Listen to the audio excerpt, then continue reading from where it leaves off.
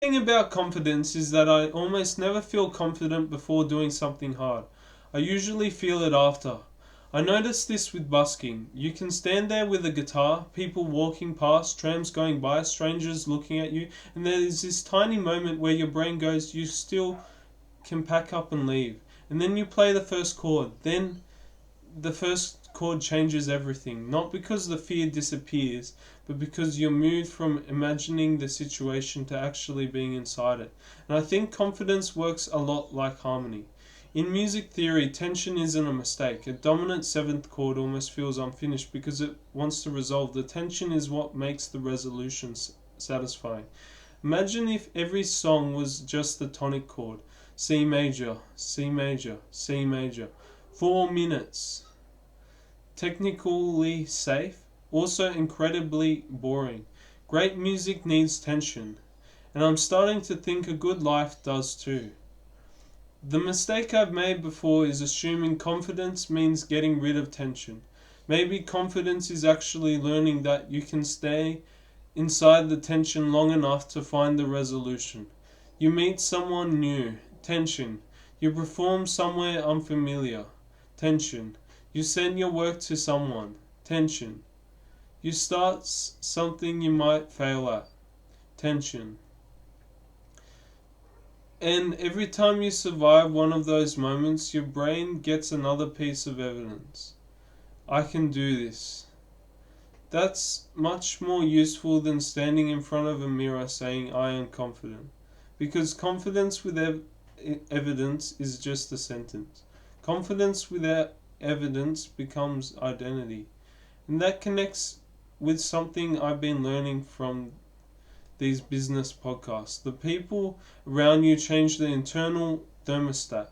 Your environment starts changing what feels normal. You actually think there's an even better musical metaphor. Your environment is like your tuning reference, an orchestra tuned to A.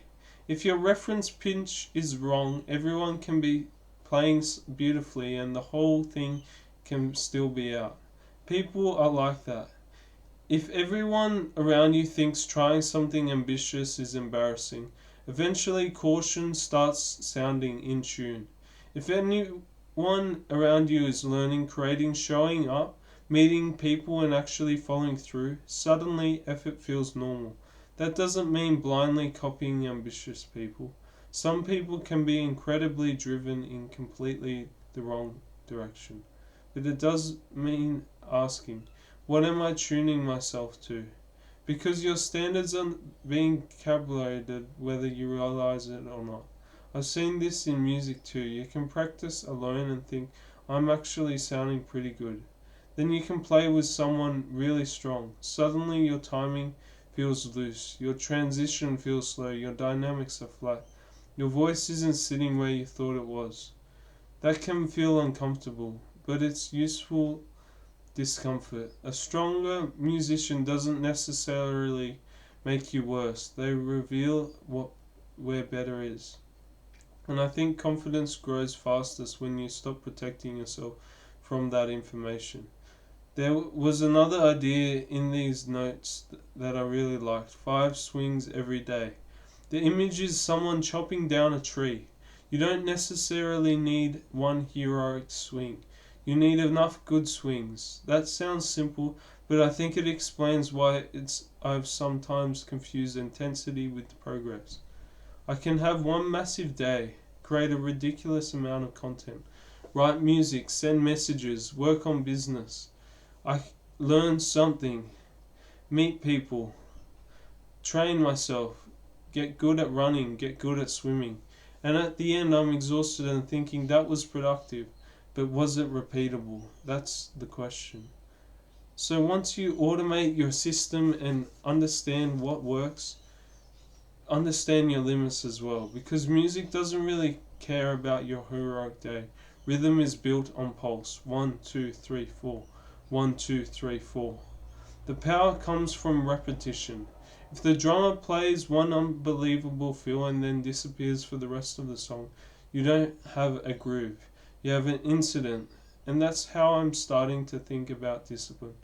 Not as some huge dramatic act, more like keeping time. Maybe my 5 swings in music are practice, write, perform to mass crowd, practice, learn and get feedback, publish, and then connect. And the interesting thing is that each one builds a different part of the future.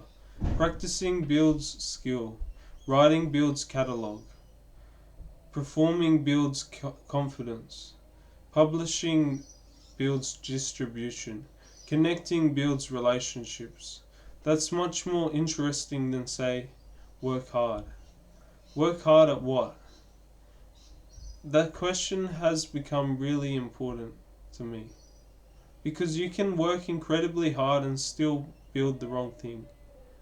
I've had days where I've made a lot of videos, and from looking at the old YouTube results, the strongest content tends to be when there is actual human performance, useful explanation, and something visually engaging, not just more content for the sake of more content. My music performances have generally done better, and one YouTube cover generated noticeably stronger engagement than a lot of the more generic material. That taught me something. Volume can hide weakness. If I make 50 average videos, I can feel extremely productive. If I make one video that actually teaches me what people respond to, I may have progressed more. That's uncomfortable because output is easy to count. Judgment isn't. And AI makes this even stranger. I can get 50 video ideas almost instantly now. I can get hooks, scripts, concepts, images, strategies, which means the scarce thing is no longer always creation. Sometimes the scarce thing is taste.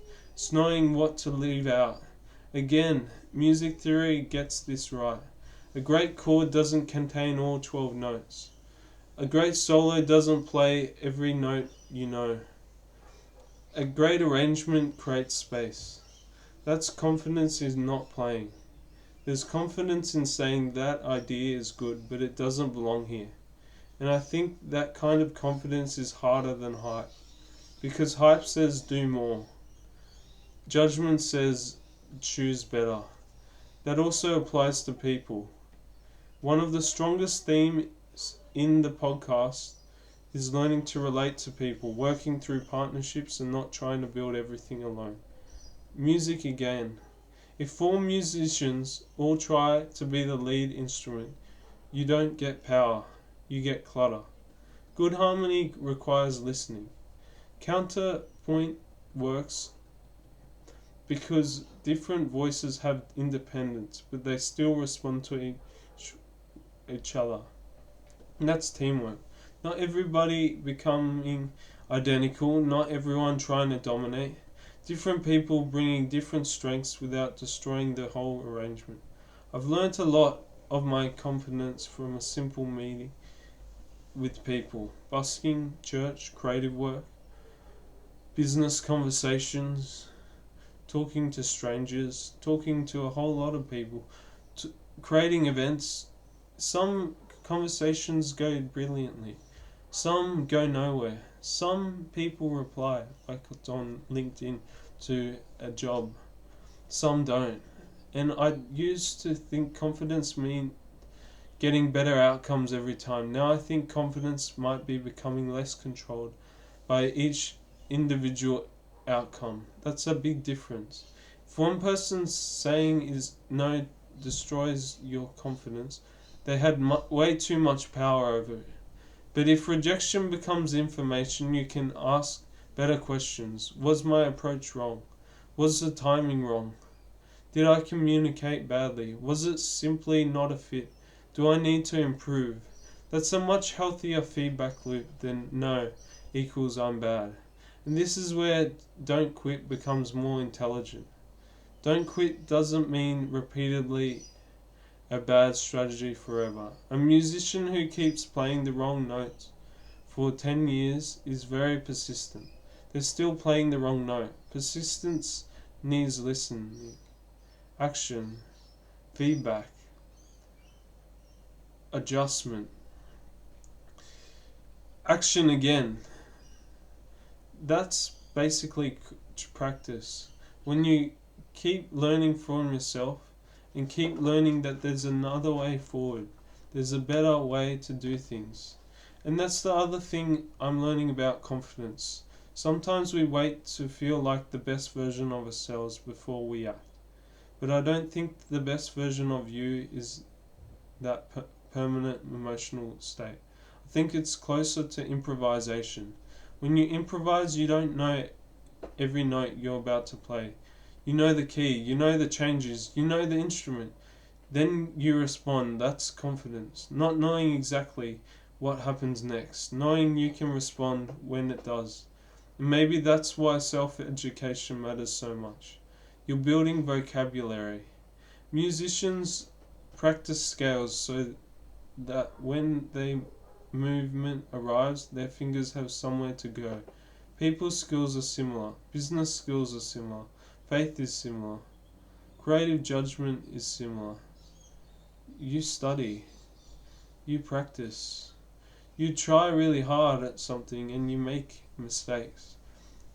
You become more capable of responding. One of the documents describing my own work talks about how much of my creative life has involved combining storytelling, video, marketing, music, meeting people, and faith rather than treating those things in completely separate worlds. I used to sometimes think that meant I was doing too many unrelated things. Now I'm wondering whether the real goal is not to remove all the different parts. Maybe it's to arrange them. That's what a producer does. The drums aren't the bass isn't the vocal isn't the guitar.